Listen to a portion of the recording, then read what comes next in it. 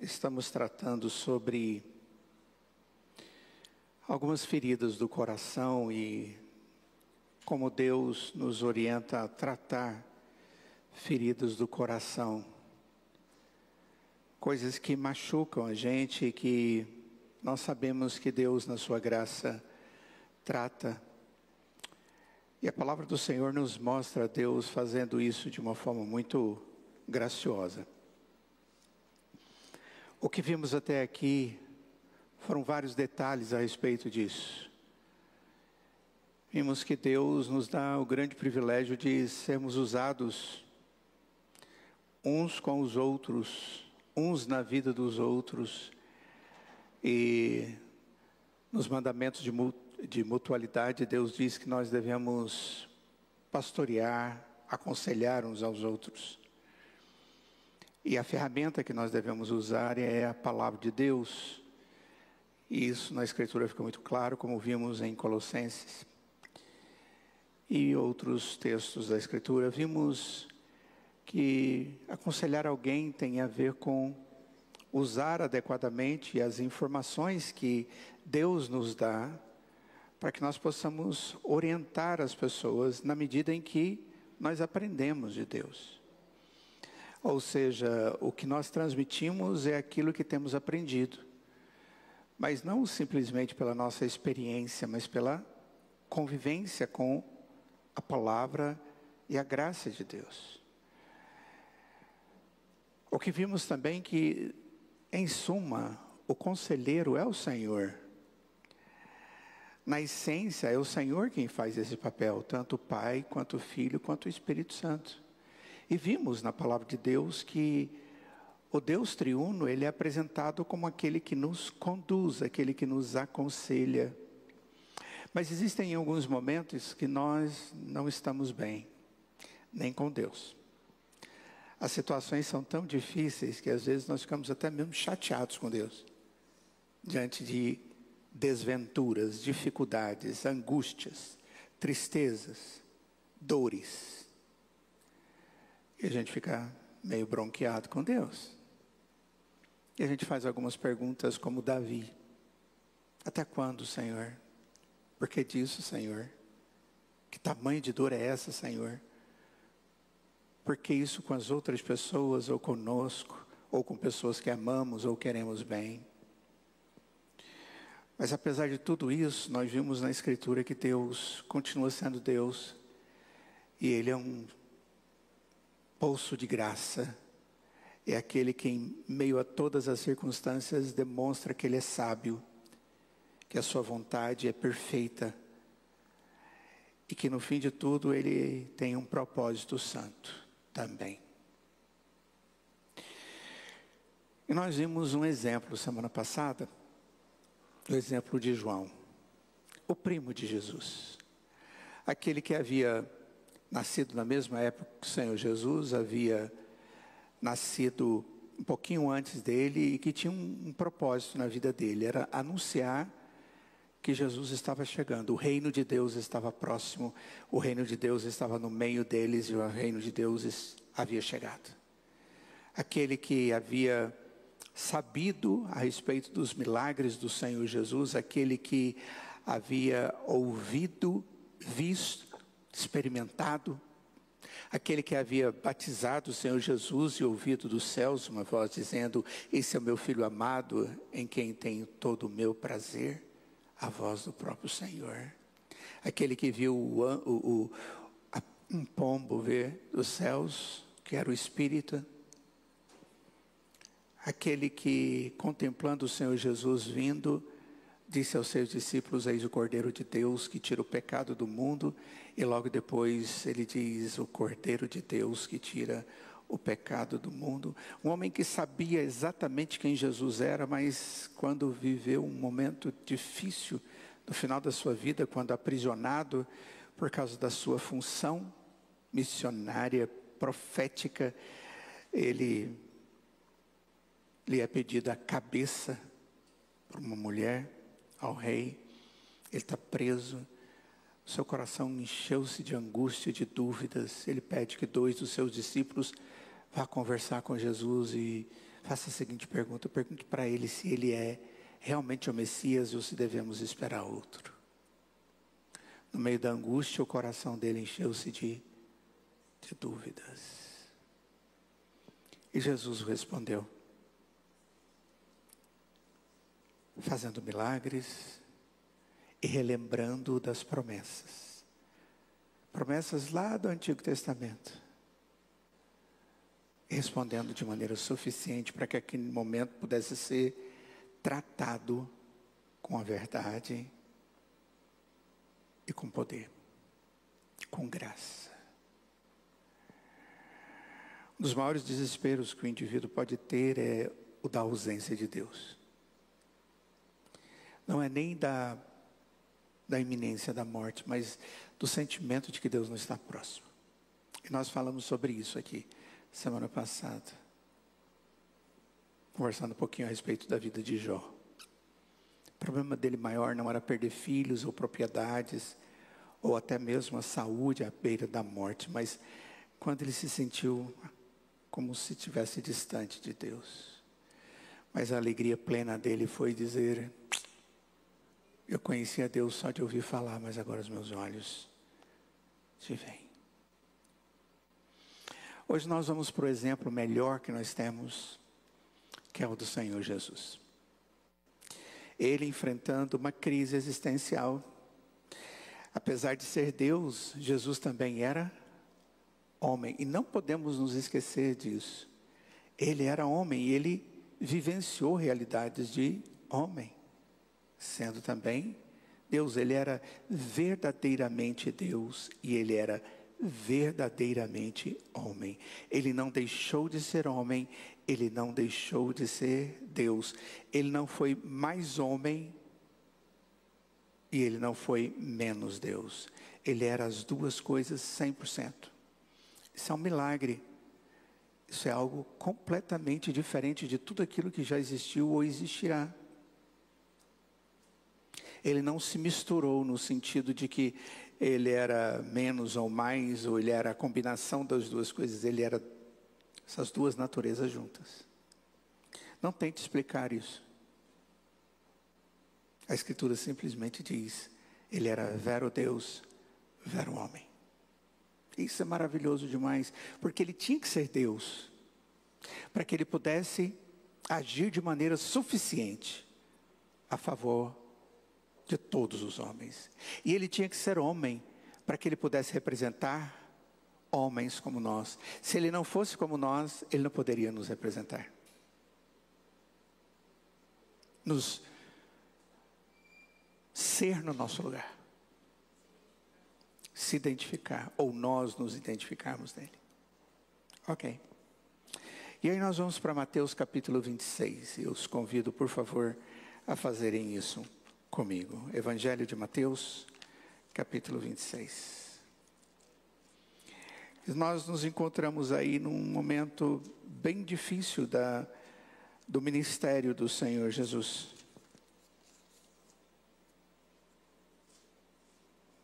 Quando Jesus está aqui no Getsemane.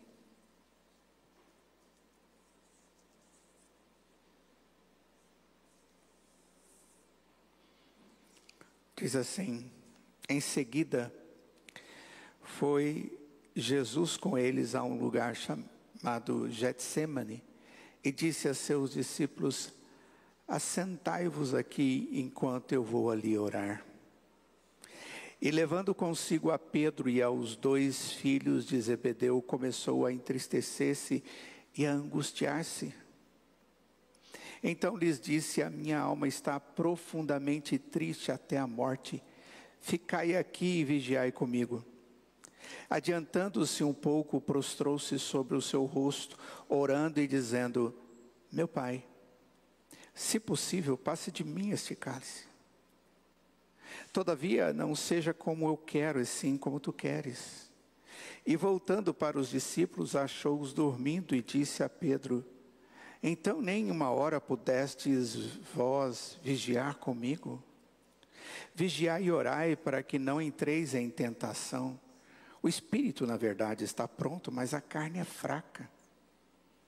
Tornando a retirar-se, orou de novo, dizendo: meu pai, se não é possível passar de mim esse cálice sem que eu beba, faça-se a tua vontade. E voltando, achou-os outra vez dormindo, porque os seus olhos estavam pesados.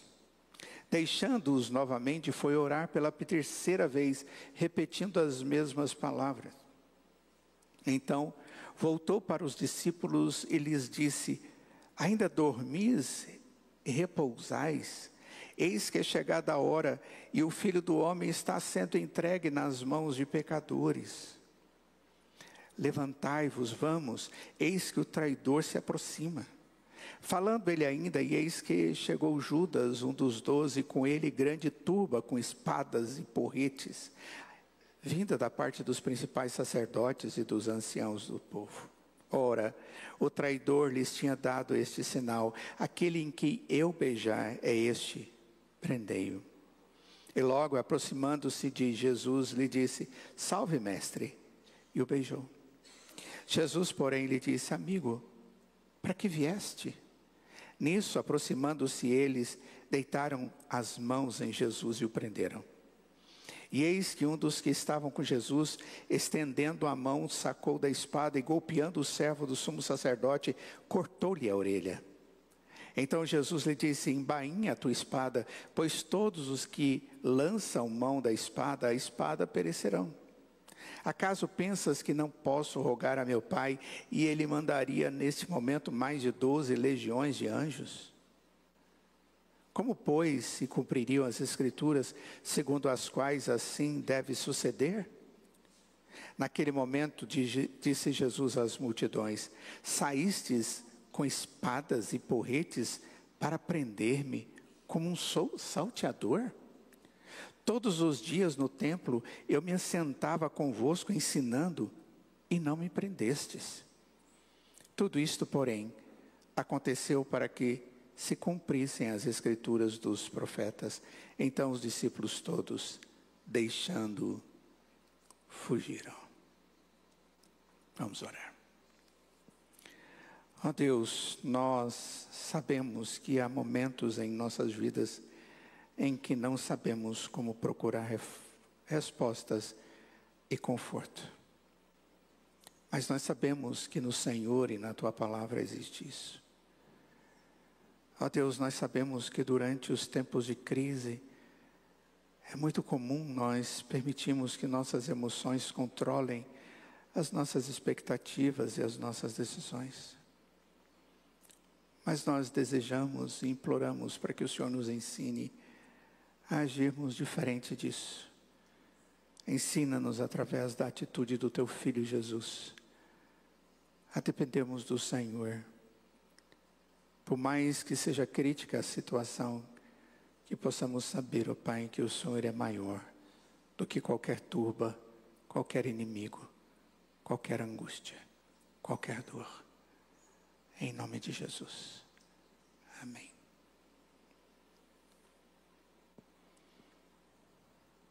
Eu poderia fazer uma pergunta, talvez sairia de forma boba da minha boca.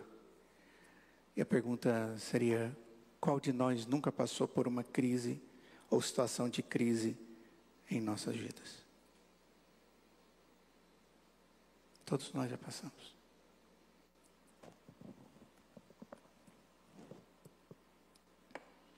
Talvez não de maneira direta, mas com pessoas. Isso quer sejamos cristãos ou não cristãos. E normalmente essas situações, elas são situações de decisões, e normalmente isso muda a nossa vida para sempre. Situações climáticas, elas mudam a vida da gente para sempre. Algumas delas são traumáticas, e traumas também mudam as vidas da gente para sempre. Para bem ou para mal, para melhor ou para pior. E por isso que são coisas que precisam ser bem tratadas, bem resolvidas, sem sombra de dúvida. Nesses momentos, ou nós vamos optar por confiar em Deus, ou nós vamos nos afastar de Deus. Nós temos muitas opções diante de nós. Vocês já devem ter visto muitas coisas sendo oferecidas, propostas diante dos traumas da vida. Olha, você precisa procurar X, Y, Z, W, o abecedário inteiro.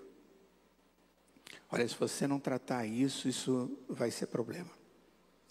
E eu concordo. Tem, na maioria das vezes, uma grande gama de possibilidades para você tratar situações difíceis e para você encontrar soluções. Mas a busca errada vai causar problema ainda maior. Pode ter certeza. O caminho que você traçar, ele vai te levar a um destino. Agora, como um servo de Deus, como alguém que crê no Senhor Jesus, como seu Senhor e Salvador, e essa expressão, ela define muito. Ele é meu Senhor e eu sou seu servo. Ele fala e ele traz para mim a verdade. E eu creio na verdade. Eu considero a verdade. Ela cala no meu coração. Ela repousa na minha alma. Ela traz paz para mim. E ela me orienta para que eu viva. Então essa é a primeira opção. Deus pode usar todas as outras, de conformidade com a sua palavra. Lembre-se disso. Mas é esta a primeira. É essa que orienta. Nesse momento, nós devemos optar por confiar em Deus, ou alguns em se afastar de Deus. Alguns vão optar por permanecer no casamento ou pedir o divórcio. Ou perseguir um sonho ou desistir do sonho. Ou viver corajosamente ou morrer covardemente. Essa é a situação. Aqui em Mateus capítulo 26, nós encontramos um exemplo claro de como enfrentar momentos difíceis. Quem está enfrentando um momento difícil? Jesus. E é muito importante que você entenda que o que o Senhor Jesus está enfrentando não é novidade para Ele. Você pode estar dizendo assim, puxa, ele está sendo pego de surpresa. Não. Está acontecendo de maneira prevista. Está acontecendo de maneira inédita, mas é prevista. Quer ver uma coisa inédita que ocorre na vida da gente, mas é prevista? Morte. A Bíblia diz que está previsto ao homem morrer uma única vez. E depois disso, a Bíblia diz isso? Tem um texto da Bíblia que diz isso, um verso. Está previsto para o homem morrer uma única só vez e depois disso, juízo. Então esse negócio de um homem morrer uma vez, encarnar, não existe na Escritura. Então a Bíblia diz, olha, você morre uma vez, depois disso é o juízo. Isso quebra pensamentos que existem por aí. Ok? Então, é uma coisa inédita para mim. Mas é uma coisa prevista. Nós não vamos ter como fugir dessa realidade. É previsto. A não ser numa situação que a Escritura prevê. Qual é? A segunda vinda de Jesus. A Bíblia diz que quando Jesus viesse e a gente não tiver morrido ainda, nós não vamos morrer. Nós simplesmente seremos transformados. Opa, então aqueles que estiverem vivos não vão ter que morrer para ressuscitar. Mas aqueles que estiverem mortos serão ressuscitados. Mas aqueles que estiverem vivos não vão ter que morrer. Não, não vão ter. Simplesmente serão transformados. Ok? Essa é a única, mas a Escritura também previu isso. Então tem coisas que são previstas. O Senhor Jesus está vivendo uma situação prevista, mas que não tinha acontecido. Era inédita. E estava acontecendo diante da vida dele naquele momento. Ele está vivendo um momento da crise naquele momento, e aquilo angustia o coração dele. O fato de ser previsto não quer dizer que não traga angústia. O caso de alguém viver o momento da morte não quer dizer que isso não traga angústia para alguém. O caso de você poder viver um momento de enfermidade, você sabe que consequência do pecado, uma delas é você sofrer enfermidades. Está propenso a enfermidades. Você sabe que isso pode acontecer, mas na hora que acontece, você fala, ai, né, Marco? Marco passou por isso e até hoje está trabalhando ali os efeitos dessa situação na vida dele. Você é pego de surpresa, é algo completamente inédito, mas é previsto, você está sujeito a isso. Então, quando vem o diagnóstico, você fala, uau! Por isso, nós vamos atrás de um diagnóstico correto. Um dos maiores problemas da vida do homem é diagnóstico. Principalmente na área emocional. Um dos maiores problemas que nós temos na área emocional é diagnóstico. Quando o diagnóstico chega na vida do indivíduo e se esquece de falar que o diagnóstico na vida do indivíduo não tem a ver com pecado. Esquece-se do pecado. O indivíduo está vivendo um problema X, Y, Z, mas esquece de falar para ele que isso tudo tem a ver com o fato dele ser pecador. E não resolve tratar a vida dele com Deus antes de tudo. Esse é o maior problema. Vocês estão entendendo o que eu estou querendo dizer? Você trata o chamado psique do indivíduo e tudo mais, mas você não trata aquilo que vai chegar na alma dele, na essência dele. Não estou fazendo uma crítica e desprezando certas áreas da vida do indivíduo. Só estou dizendo que um diagnóstico sem chegar na essência, onde só Deus pode chegar, não vai resolver de maneira definitiva o maior problema do ser humano. Então, nós encontramos o Senhor Jesus aqui, num momento de crise. Ser humano também, ele era homem. Como é que nós enfrentamos emoções como vergonha, raiva, tristeza, medo? O texto aqui diz que Jesus está sentindo alguma coisa. Vamos lá para o texto. Quais são os sentimentos que a gente vê aí que Jesus está sentindo?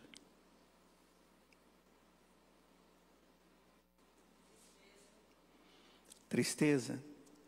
O que mais? E angústia. Verso 37, não é isso?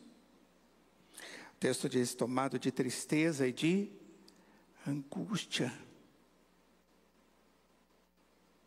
A gente sabe o que é isso. Eita.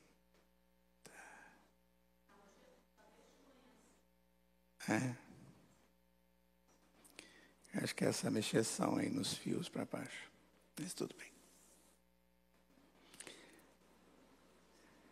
Então, Jesus foi enviado por Deus para restaurar o relacionamento da humanidade nossa com Deus. E agora o povo pelo qual o Senhor Jesus Cristo veio morrer por ele, aquele que o Senhor Jesus veio fazer toda a obra por ele, planejou a morte dele, a execução dele. Tanto é que no último versículo desse texto, no verso 56, o Senhor Jesus diz para eles assim, olha, eu fiquei esse tempo inteiro aqui com vocês, vocês não fizeram nada comigo. E agora vocês vêm para cima de mim com porrete? Com espada? Certo? O Senhor Jesus foi claro para eles. Tipo assim, estou totalmente decepcionado com vocês, né? Estão vendo quem são vocês? Isso causa tristeza no coração dele. Outra razão para a grande tristeza de Jesus Jesus era aquele que era perfeito. Seria ele o único a levar o pecado de todos aqueles indivíduos, a vergonha de todos aqueles indivíduos, a culpa de toda a humanidade, sozinho, na cruz. Quem estaria na cruz? Jesus. Quem levaria a culpa na cruz? Não seria eu e você. Eu estou preparando outro estudo lá em casa. Está difícil. Quero dizer para vocês, está difícil. Provavelmente vai ser o da semana que vem. O que significa toma a sua cruz? Essa expressão Jesus usa várias vezes na Escritura. O que significa toma a sua cruz? E aquele que não tomar a sua cruz. E o texto vem falando o que é essa cruz. E o que é a cruz de Cristo? Quando Jesus falava de cruz, ele estava se referindo já à cruz dele. O que significava cruz naquela época? Era morte? Acho que não, hein? Então aquilo que você tem que sofrer. O peso daquilo. A sua responsabilidade. Mas eu vou tratar sobre isso. E vou falar que é o sofrimento. E a gente vai ter que trabalhar isso aqui a semana que vem, provavelmente. Mas deixa eu sofrer um pouco mais essa semana para depois chegar aqui com vocês. Deixa eu ter a minha cruz durante essa semana. Mas é muito fantástico quando a gente olha aqui para o texto. E a gente vê o Senhor Jesus, ele triste também. Porque ele sabe que ele vai receber o peso da cruz. O peso do que vem ali na cruz, da morte dele. Vamos lá. O pecado dói. Você sente culpa pelo pecado? Quando você peca e faz alguma coisa ruim, você sente culpado? Aquilo te faz sentir ruim, desagradável? Quando você peca contra alguém, você fica até sem graça. Às vezes a pessoa nem sabe que você fez alguma coisa, que você mentiu, ou que você fez alguma coisa errônea e triste. Aquilo dói. Quando você tem Deus no coração, você fica com dificuldade até de orar. A gente falou sobre isso aqui a semana passada. O pecado, ele traz às vezes até um sentimento de morte na gente. Parece que a vida se esvai. É terrível.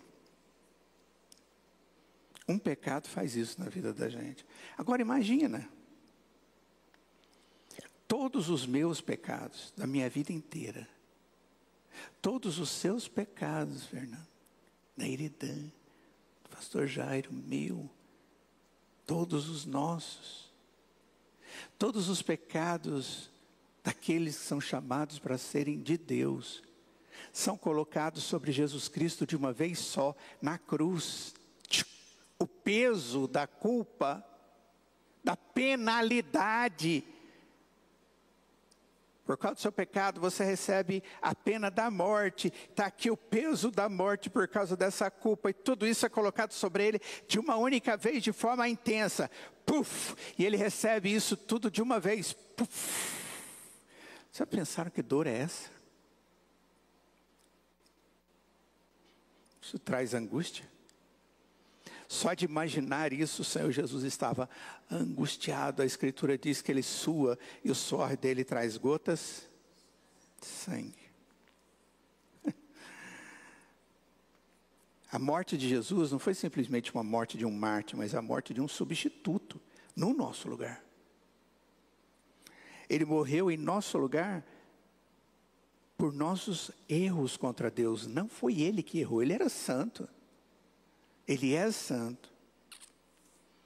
Jesus ficou triste, com grande tristeza, porque no momento da morte por nossos pecados, o seu relacionamento com Deus, ele foi quebrado. Ele se sentiu só. Ele fala sobre isso. Meu Deus, porque tu me desamparaste, porque o Senhor me abandonou. Lembra que eu falei para vocês que a maior dor é o abandono? Se sentir sozinho, e foi por isso que o Senhor Jesus disse: Deus meu, por que me desamparaste? Então, a primeira coisa, eu quero que você entenda que em tempos de crise, a primeira coisa que você tem que entender, a gente precisa dar atenção, considerar as nossas emoções, mesmo que elas sejam negativas. O Senhor Jesus, ele estava triste, e ele considerou o fato dele estar triste. Ele estava triste, ele estava diante de Deus triste. Não é pecado estar triste diante de Deus. Pelo contrário, eu tenho que dizer para Deus: Senhor, eu estou angustiado, eu estou triste, eu estou abatido.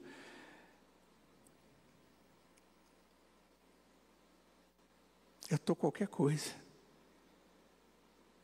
Estou decepcionado, frustrado, transtornado, arrependido de mim mesmo. Em tempo de crise, nós precisamos fazer isso conosco, na presença de Deus. Oi. Só um minutinho.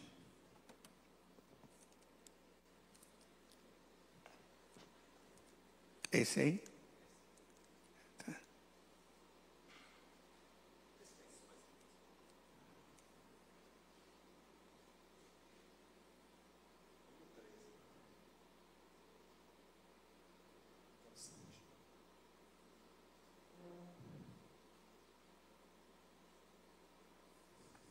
Fala lá, Jair.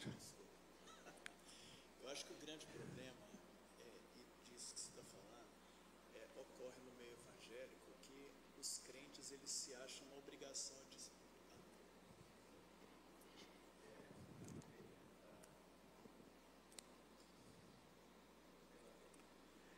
os crentes se acham quase que na obrigação de serem fortes o suficientes para não assumir que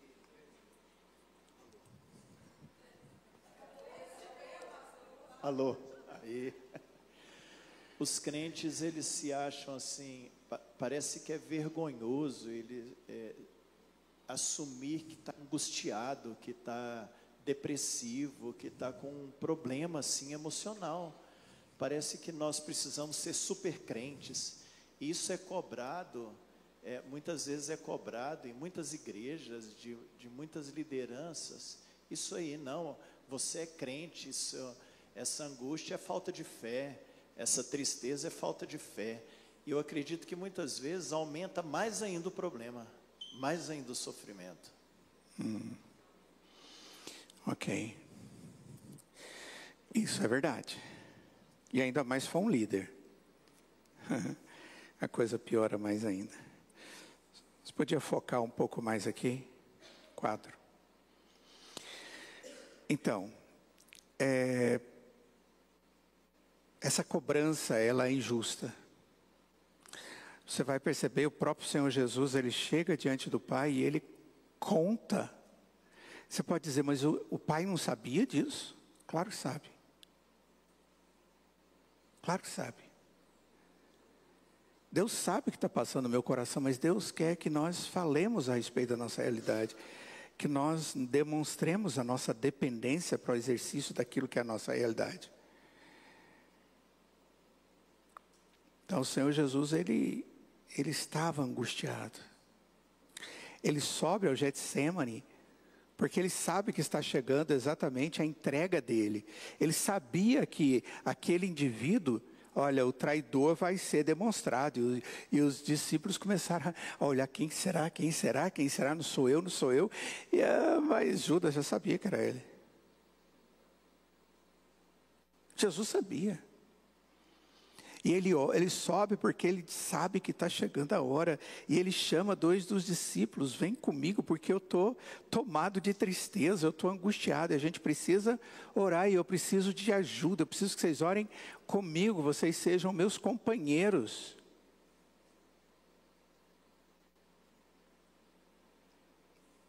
pessoa que perde o emprego e consegue lidar com a tristeza, com o medo, com a raiva, com a vergonha, com a ansiedade, ou qualquer outra emoção negativa, ela vai ser muito mais capaz de garantir um emprego futuro do que qualquer outra pessoa. Eu acho interessante quando o indivíduo fica tão cheio de emoções e ele não enfrenta tudo isso, ele vai para debaixo do cobertor.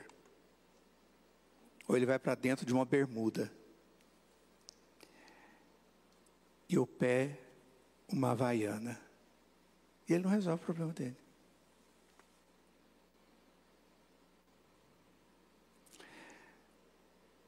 Emoções negativas não tratadas vão interferir na sua motivação e capacidade de garantir alguma coisa.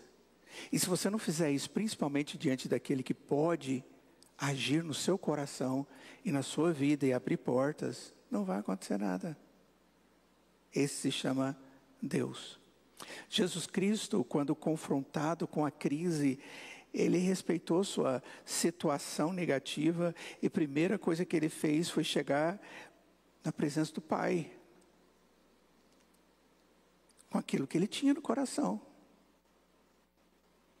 Se é lágrima no olho, se é choro, chora na presença de Deus.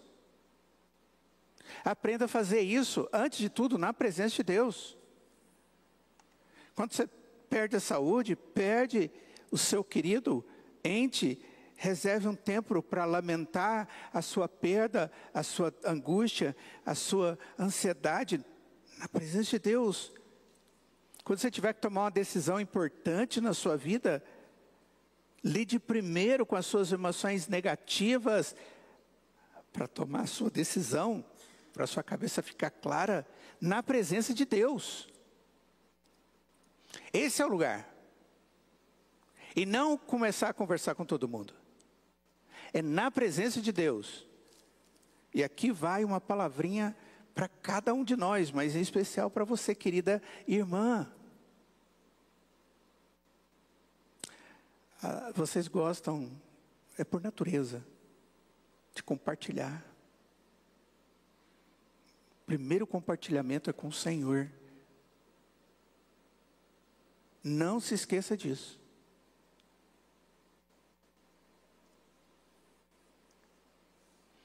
Segunda coisa,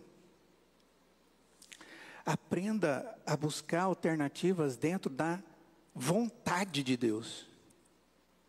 Porque normalmente a gente fica buscando, eu gosto, eu quero, eu desejo, eu prefiro, eu intento, eu planejei, eu desejo, eu. E aí de repente já tem lá na Escritura, Deus disse. No verso 39 ao verso 44, você vai encontrar o Senhor Jesus aí no grande dilema. E adiantando-se um pouco, prostrou-se sobre o seu rosto, orando e dizendo, ele prostra-se diante do seu, olha, essa situação que a gente encontra, prostrou-se o seu rosto, orando e dizendo, meu Pai, se é possível, que passe de mim este cálice.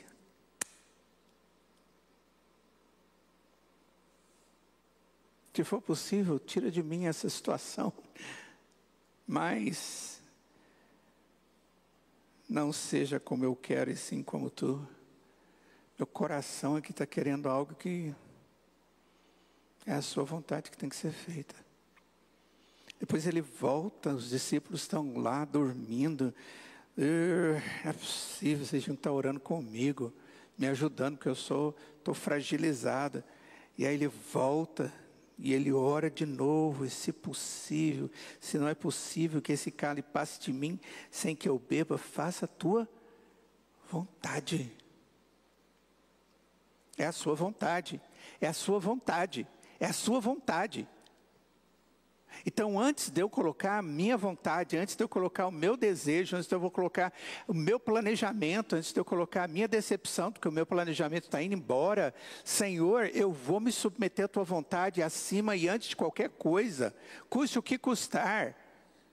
Porque eu vivo para a sua vontade. A vontade do Pai era a morte de Jesus. Ele veio ao mundo para isso, ele sabia disso e ele vai fazer isso. É a sua vontade.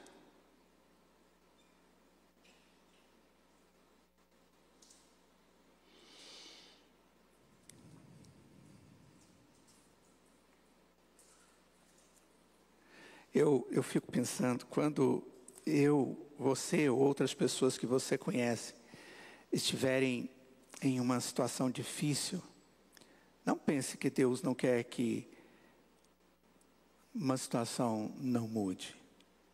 Deus não gosta de nos ver fracassar ou magoar mais do que um pai amoroso gosta de ver seus filhos fracassando ou magoados. Eu não gosto de ver meus filhos magoados e fracassados. Se um filho tiver com uma doença mortal, eu vou orar e vou pedir para que haja cura. Existe erro nisso? Não. Pelo contrário. Demonstra o meu amor, o meu desejo. Não tem nada de errado nisso.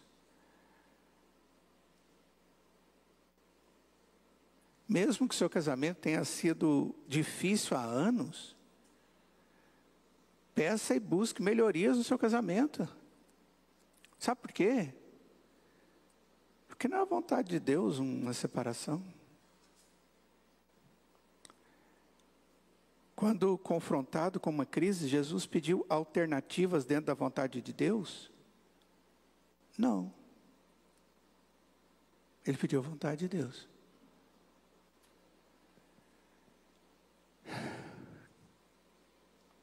Lembre-se disso. Peça a vontade de Deus. Olha, Senhor, se for outra coisa, tá bom.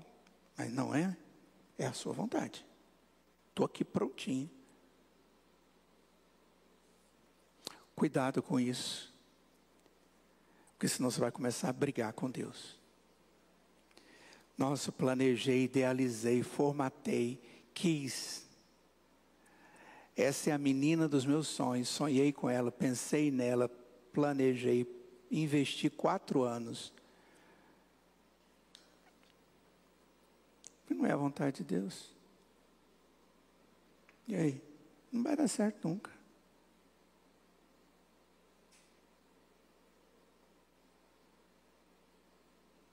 Terceira coisa. Nunca se esqueça de quem você é. Como assim? Nunca se esqueça da sua identidade. Da sua identidade segundo Deus.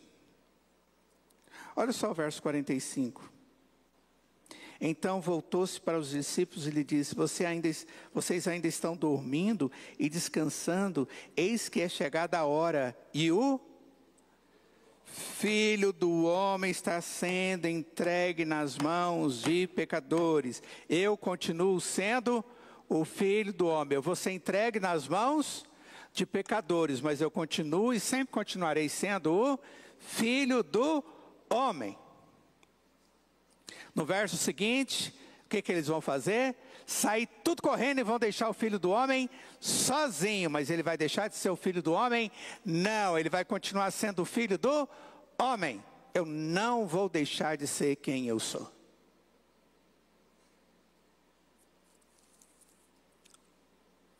Esse é um dos títulos que Jesus mais usou a respeito de si mesmo.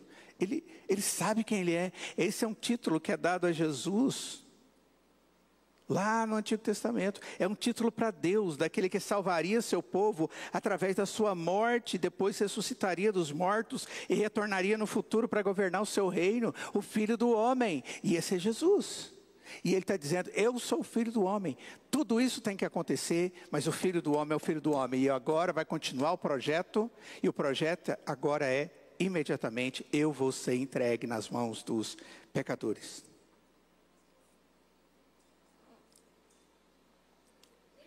Microfone.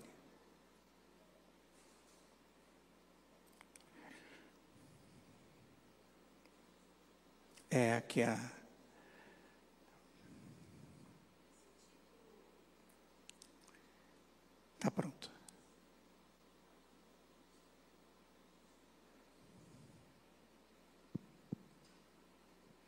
Esse título, Filho do Homem, é um título que se refere àquele filho de Eva que Deus prometeu? Seria isso agora? Sim. Sim, o Filho do Homem que haveria de vir resolver o problema do homem. Então, toda vez que ele se refere a si mesmo como Filho do Homem, é aquele que o Pai prometeu, por meio dele, resgatar. Uhum. Existe tanta conversa a respeito desse título aí, mas é exatamente isso. Legal. Obrigada. Tá. Mas é a expressão usada no Antigo Testamento. Aquele que veria o Filho de Deus ou o Filho do Homem, o Redentor. Olha, reconhecer quem somos nos permite suportar a crise em nossas vidas. Quem eu sou? Eu sou filho de Deus. Estou passando por tudo isso, mas Ele não me deixou sozinho, não. Eu continuo sendo salvo por Ele. Eu continuo sendo redimido, eu continuo tendo valor, eu continuo sendo cidadão do reino, eu continuo tendo morada nos céus, eu continuo tendo o Espírito Santo de Deus habitando na minha vida.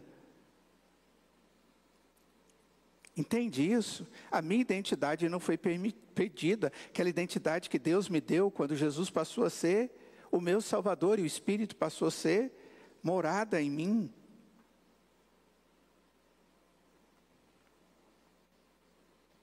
Enfrentar a crise, ser quem somos, a partir de Cristo em nós, faz toda a diferença.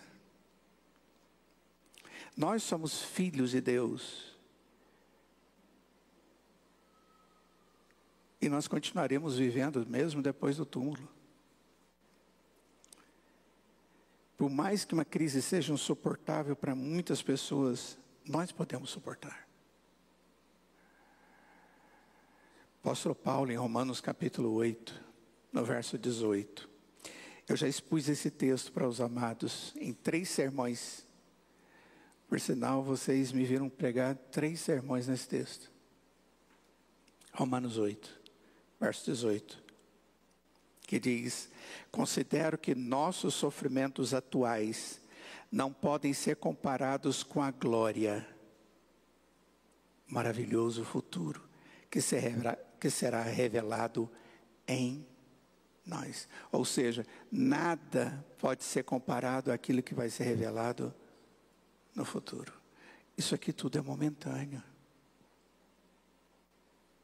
Quando confrontado com a crise, Jesus não se esqueceu quem Ele era. E assim, nós também devemos agir. Então, na hora da crise, lembra, Deus continua sendo meu Deus, meu Senhor. Eu continuo sendo filho dEle. E Ele está aqui do meu ladinho, cuidando de mim. Isso faz toda a diferença. Não estou sozinho. Por último, nós temos uma vida limitada. E a crise também tem uma vida útil limitada.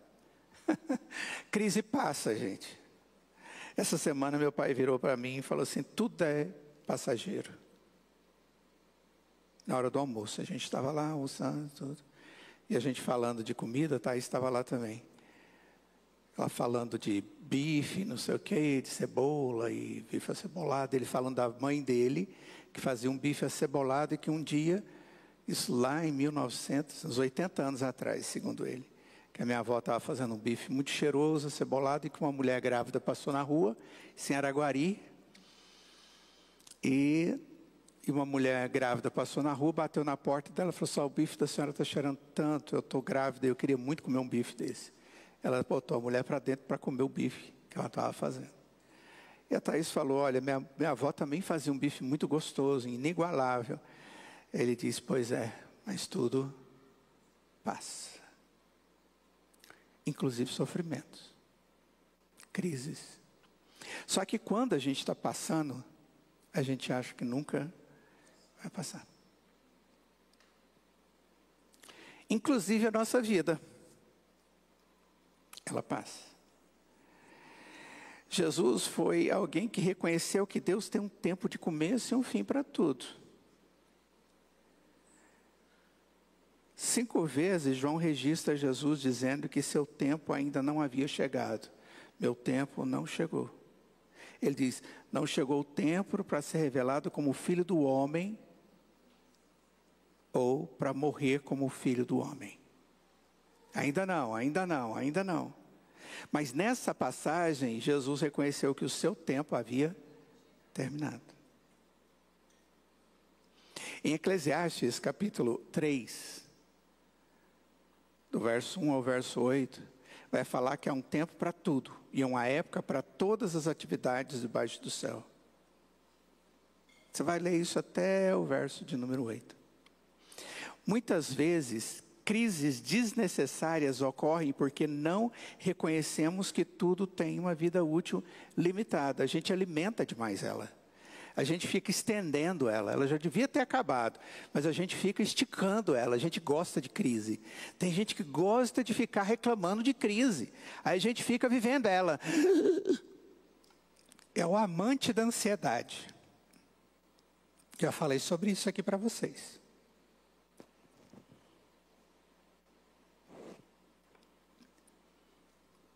É aquele indivíduo que, se ele não tiver uma ansiedade para contar, ele não está feliz. Uma crisezinha para compartilhar, porque afinal de contas, ele é o poço da ansiedade do mundo. Já viram alguém assim? Toda vez que você encontra, agora a crise da vez é essa. Você fala, nossa, o mundo vai acabar. Não é nada.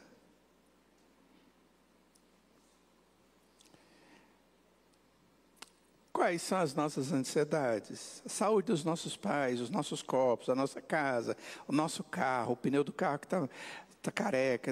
Ih, gente, olha, a gente sempre vai ter. O pneu vai ficar careca, até a gente fica.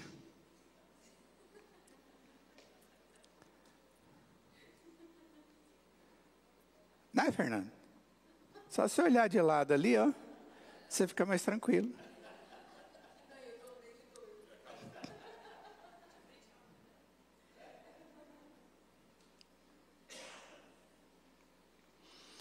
Para terminar, irmãos, troque a sua autoproteção pela vontade de Deus. Ao invés de você ficar procurando o que você pode fazer, busque o que Deus faz. Verso 47 em diante, o texto diz, olha, enquanto Jesus ainda falava, eis que chegou Judas e um dos 12 e tal. Olha só, Judas, terrível, ainda vai dar um beijinho em Jesus para entregar Jesus. Aí o outro vai lá, pega a espada, arranca a orelha de um dos discípulos do sacerdote. Hã? Isso, tá bom, vai lá. Dos principais sacerdotes, e pum, pronto. Aí Jesus falou, peraí, vocês não acham que se eu precisasse de proteção, eu ia pedir, Deus não ia mandar os anjos para me proteger? Não, tudo tem que acontecer do jeito que está previsto, segundo a vontade de Deus. Isso aqui é inédito, mas já está previsto, lembra? Isso aqui está acontecendo segundo a vontade de Deus. Se a vida da gente é só permanecer vivo, ocupar espaço, experimentar as coisas, os prazeres da vida, né? Sem considerar o plano de Deus, peraí, que vida estranha é essa? Nós precisamos aprender a viver segundo o plano de Deus, segundo a proteção de Deus. Quem renuncia à autoproteção para viver o plano de Deus para a sua vida, tem a capacidade de reduzir o número de crises em sua vida e permitir que Deus a use com lucro. Nós começamos a nos preocupar com as coisas que são próprias de Deus. E paramos de nos proteger tanto com coisas que a gente imagina ser proteção. Rapaz, tem certas proteções que a gente põe para a gente que não é proteção nenhuma. Você blinda o seu carro todinho, mas na hora que você abre a porta, pronto, a blindagem quebrou. Estou dizendo que você não pode blindar a porta do seu carro, ou o carro inteiro, não. Mas só estou dizendo que a hora que você abre a porta, a blindagem quebrou. Você põe toda a blindagem na sua casa, mas na hora que você sai de casa, a blindagem quebrou. A hora que você anda na rua, você que não sabe quem é que está andando ao seu redor na rua, mas quantas são as pessoas de mau caráter que passam por você na rua o dia inteiro, armados, e que você não tem a menor noção. E se soubesse, você nem sairia andando. Ainda bem que a gente não sabe. Você está me assustando, pastor. Não, só estou te contando a realidade. É claro que eu me protejo, é claro que eu sei que essas coisas são importantes, mas acima de tudo, eu tenho um Deus que está comigo. Quando confrontados com uma crise, Jesus renunciou à proteção pela vontade de Deus. E nós também devemos fazer isso. Tem certas situações que não adianta você sair pegando espada. Você simplesmente tem que chegar diante de Deus e dizer: Senhor, chegou a enfermidade? Olha, eu vou no médico porque o Senhor deu a medicina, eu vou fazer o exame que o Senhor permitiu que fosse o melhor possível. Mas o Senhor é que tem que abençoar tudo isso, para que isso seja instrumento de bênção na minha vida.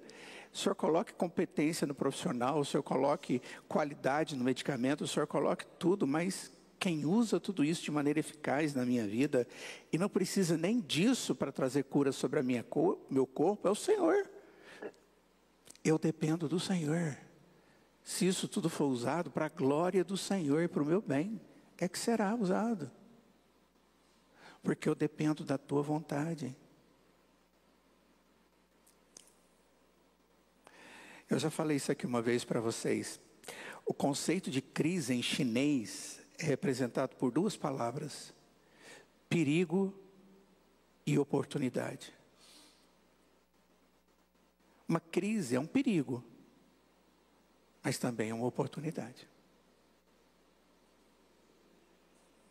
Bem sabe como normalmente eles são. Que Deus nos dê sabedoria para aprendermos com Cristo a como enfrentar crises, porque elas vêm quando menos esperamos, e enfrentarmos traumas, porque são frutos das crises que passamos e que precisam ser tratadas. Cuidado com os diagnósticos e com as soluções. Os bons diagnósticos nos levam às soluções. Os diagnósticos têm que nos levar às soluções que nos levam a Cristo e à graça dele. Vamos orar. Ó Deus, nos dê a bênção, Pai, de administrarmos a crise das nossas vidas, seguindo o exemplo de Jesus Cristo. Porque sabemos que quando fizermos isso, nós seremos capazes de transformar os perigos e desastres da vida em oportunidades para cumprirmos a vontade do Senhor. Cuida de nós, ó Pai. Santifica-nos para Ti mesmo. Em nome de Jesus é que nós oramos e imploramos que a graça do Senhor Jesus, que o amor de Deus, o Pai, que a comunhão e as santas consolações do Espírito Santo de Deus esteja sobre cada um de nós hoje e para todo sempre.